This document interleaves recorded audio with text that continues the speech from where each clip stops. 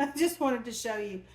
I have an abundance of eggs, so if I goof up the egg white, I can have multiple tries with this many eggs.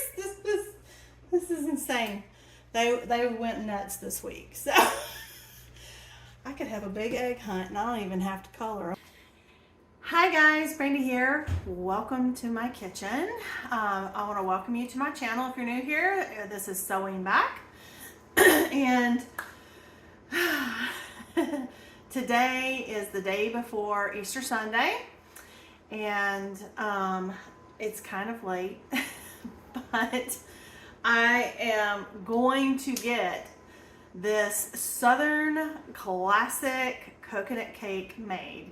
Now, I am not going to be doing it in the round cake pans because I don't know what happened to mine when we had the kitchen remodel, and when I went to try to find some last week when I was doing like Easter shopping for clothes and all that stuff, I couldn't find any. And then I actually saw some at Whole Foods the other night. We stopped in to eat after the service, and I wasn't paying $50 for one round pan. So that was the only place I had found them. And so I just thought, you know what, I'm not going to do that. I'm just going to put it in a rectangular dish, and I'm going to put the icing on top. So that will be a little bit different than the round 2-layer coconut cake. But that's what it is. I have a lot going on tomorrow. With Easter, we are singing at church in the morning, and then we have a cantata later in the late afternoon, evening. And we also have a family thing that we're going to after church to have a big lunch and Easter dinner kind of thing with our family. So I want to take a coconut cake. I was inspired because my cousin at my Graham's 90th birthday, she wanted a coconut cake. And she had made a coconut cake, and she told me the website, the person she follows, and I can't remember to save my life what that is because I'm older than she is, and that just happens. So I found a recipe from, I think it's like Southern Cakes. It's a book, Southern Cake, something like that. So, and this is the classic coconut cake. And so that's what I'm going to attempt to make. I'm not going to mill my own wheat for this, just because I'm not real sure. I'm just trying to make something take for Easter. So I'm going to use Einkorn flour, which I'm okay with eating even if it's not soured. I have all-purpose Einkorn flour, so that's what it calls for all-purpose flour, and I'm going to use my Einkorn. And I have my other ingredients laid out here. My cousin told me a trick she used with her coconut cake. She's actually a great bake. She took after Graham. I would say that I'm probably more of like the savory, real kind of food, sweets and things like that. I'm not great at. I mean, I've just never baked a whole lot of those things, but she loves to do cake decorating and all this kinds of stuff. And so she told me, so it calls for some vanilla, but she said it really makes it yummy if you add a little almond extract, which I do have, and I can totally have because it's almond. And so I'm thinking about doing that. She said it just adds a really nice depth of flavor. So I'm going to take Carol Ann's suggestion, and I think I'm going to add a smidgen of that to, so I'm thinking what I'm going to do is maybe do 1 teaspoon of vanilla and 1 teaspoon of the almond extract. So that is not in the original recipe, but I'm going to take it from my cousin with her experience. I think she's probably correct, and so we're going to do that. So, okay, so what I ended up doing, I like to do like slices of my, once my butter has softened, I think it makes it easier to cream. So I've done that. And I'm super excited because I finally get to use my new paddle I got to go with my KitchenAid.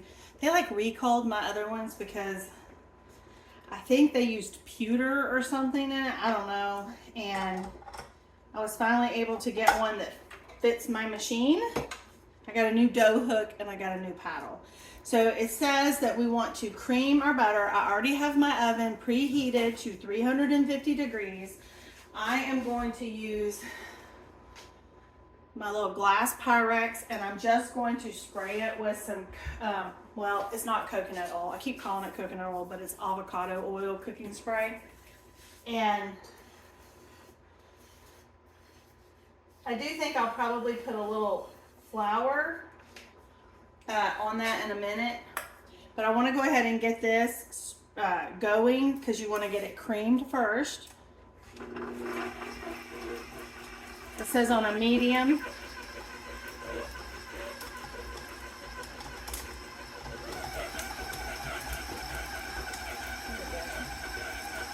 And then we're going to add in our sugar. And what I have done here is I have measured out 3 cups. Oh, that looks pretty good. So I have measured out 3 cups of my einkorn flour, and I have my 2 teaspoons of baking powder and my 1/2 teaspoon of salt in this little cup right here. And I'm going to pour it into my flour, making sure I get all of it in there. And it says to mix it in so that it's incorporated. It does not say that you need to sift your flour. And einkorn, the all-purpose einkorn, is already kind of fluffy, so I'm okay with it. I'm going with it. It's late.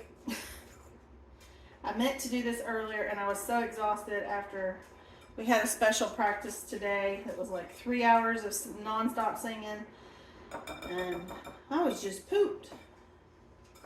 It'll take it out of you, but I'm super excited for Easter. Okay, so I've got that. That was one of the next steps to do. And now we have our butter creamed. We have beaten it. And oh, it says in our milk we need to go ahead and put our vanilla. This is my vodka vanilla. I'm not going to use the bourbon in this. I'm not sure if it might. One, I don't know about the color. 2, I don't know about the flavor. So that's a tablespoon. Let's see. I'm trying to find 1/2 teaspoon. We'll go with that. So I'm going to put a full teaspoon of vanilla, and then I have some of this almond extract. I had bought this at Christmas. I used to make some cookies. So we're going to do 1. That's 1 teaspoon of the vanilla. And I'm going to do the same with the almond extract. Honestly, I'm thinking about doing 1/2 teaspoon because I know that almond extract is pretty powerful. So I think I'm just going to do 1/2 teaspoon. And it says to mix it with your milk, which I have. We're going to cream our sugar with our butter now. After we get it well incorporated, we're going to add 1 egg at a time until we get all 4 eggs into our batter. Then we're going to add in 1 cup of flour mixture to 1/4 cup of milk and alternate until we get all of the flour and milk mixed together. I feel like I'm on the cooking show Glenn and Friends. I have seen him do this method lots of times on the old Sunday cookbook show. I love that channel. If you haven't seen it, you should check it out. Now I am making sure that the coconut oil was incorporated into the whole pan, and I'm sprinkling a little flour with my duster so that we will not have any of the cake batter sticking to the pan when we're ready to serve it. That would be the worst thing, is to have your cake stuck.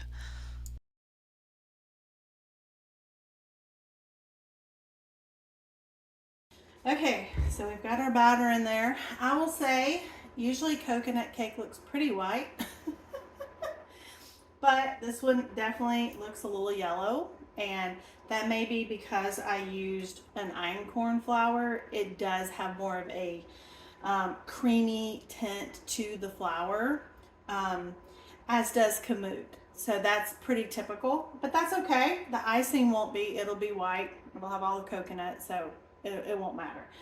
It smells really good. I just took my little duster and dusted with some flour and I made sure everything was coated with the avocado oil. You could use butter, coconut oil, whatever you want to use. And I'm going to put this in the oven for, it's at 350 degrees. I'm going to set my timer for 25 minutes and then I'll check it because it is a rectangular pan, and we'll watch it from 25 to 30-ish minutes and see how it is. All right, now we're going to do the White Mountain coconut icing. So to do that, you have to make a simple syrup. To make the simple syrup, you're going to use 1 cup of sugar to half a cup of water, and you're going to bring this up to a soft boil for about 3 minutes without stirring. Once that has happened, then you're going to stir it continuously for anywhere from 5 to 10 minutes. It took me about, I think it was about 9 minutes total before I started seeing about the 2-inch ribbons on the back of the spoon, which you'll see in a moment. And then this is going to go into our egg whites when they come to a stiff peak to make the actual icing. I can't wait for you to see how this turned out. It's really pretty. I was intimidated by this, but I should not have been because it was easy. Okay, so that has been about 8.5 to 9 minutes, and if you look, can you see that on the back? Like you're getting those ribbons. It says about 2 inches, and that's about what I have. So I went ahead and turned the heat off, and then we're supposed to set this to the side, and we're supposed to go back over to the mixer and start with our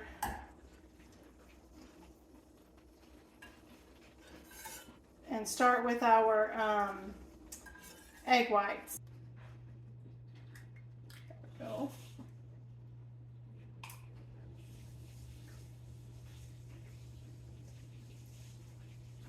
Alright. Can you see? I hope y'all can see that. So I got those 2 egg yolks. That will go in doggy food in the morning. I'll put those in the fridge. So I have separated my egg white from my yolk. I'm saving the yolks for the puppy's Easter breakfast. And I have taken my 2 egg whites here, and I am at a very high speed on my KitchenAid mixer whipping them up. And as you can see, I'm peeking over, kind of watching how this process goes. I know you have to be careful because you don't want to over whip them. You'll break your peaks.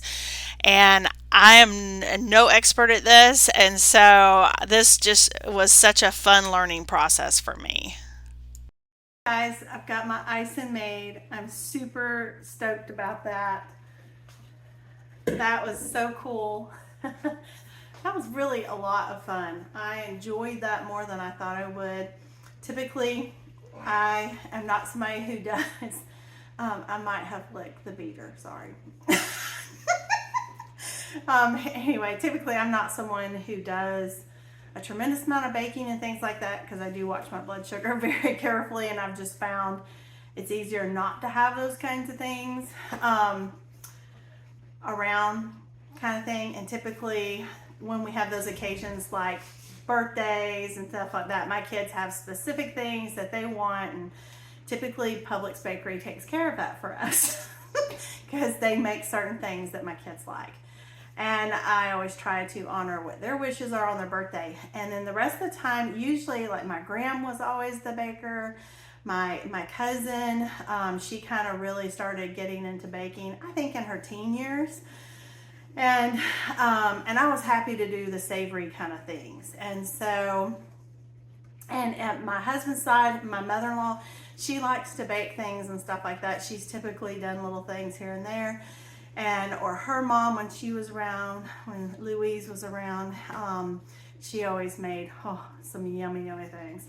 So so I just don't have a lot of experience in doing a lot of these kinds of things. I can bake, sourdough muffins, things like that are easy, I can do. But as far as like cake decorating, anything like that, not really been my forte. So this was kind of fun. It is a twist on it since it is just in like a 9x13 pan, and it won't have the icing all the way around. But honestly, that's going to make it a whole lot easier to travel with because it has a lid I can put on it and get to where I need to go with everything going on tomorrow. So I hope that this might encourage you. I will link the book that has this recipe. I believe it's also, I think she has a website where you can get it. I will put that in the description. And I also saw it was recommended to do like for Mother's Day. I know this will come out after Easter, but it was recommended to do for like Mother's Day with like some fresh strawberries or raspberries. And I know in our neck of the woods, the farm I like to go get strawberries from, they opened up this week. So because we had such a warmer end of winter, they got to open up a little bit early. So we're already in strawberry season here in Georgia. So I thought, oh, that could be really good. I will tell you, I'm surprised that the icing to me is not as sweet as the cake batter. Oh yeah, I might have tasted that too. It seemed kind of like really sweet. So I've always heard with baking, you don't really mess with measurements because it's kind of a precise thing. So I didn't do less of anything. I just followed her recipe. Yeah. So anyway, I hope that you might give this one a try. If you do, or you've done something similar, or you found some hacks maybe to make it maybe a little not as sweet, maybe a little more waistline. You know, there's a lot of alternative sweeteners. Have any of you tried with the monk fruit or any of those kinds of things where they say they're kind of a one-to-one? I'd love to hear about that in the comments. But don't be so intimidated by doing the stovetop thing. It worked. Just followed what the directions were and it worked. And so I'm super, super duper excited about that. So I hope if you do that you would let me know in the comments, or if you have a tried and true recipe or something that maybe you added to it. Do you agree with the adding a little almond extract? I actually thought that was spot on when I tasted the batter. So I'm excited for us all to try it tomorrow. If you found value in this, love a thumbs up. And if you have not subscribed to the channel, we'd love for you to subscribe to the channel. Or if you know someone who likes to cook, bake, or criticize my cooking and baking, please feel free to share it. I like reading the comments and learning from others who maybe have more wisdom than I do. So anyway, with that, I hope you have a great one. I hope that you, even though this will come out late, I hope you have a wonderful holiday weekend. And I'll see you next time. Bye. Okay, here I used the Great British Baking Show trick by putting the cake in the freezer for about 10 minutes to help cool it down after it had been out for about 15. And then I went ahead and iced it on Saturday night so that I didn't have to fool with it on Easter morning when I was going to be rushing about. Put my coconut on top and let it sit overnight. And it was delicious.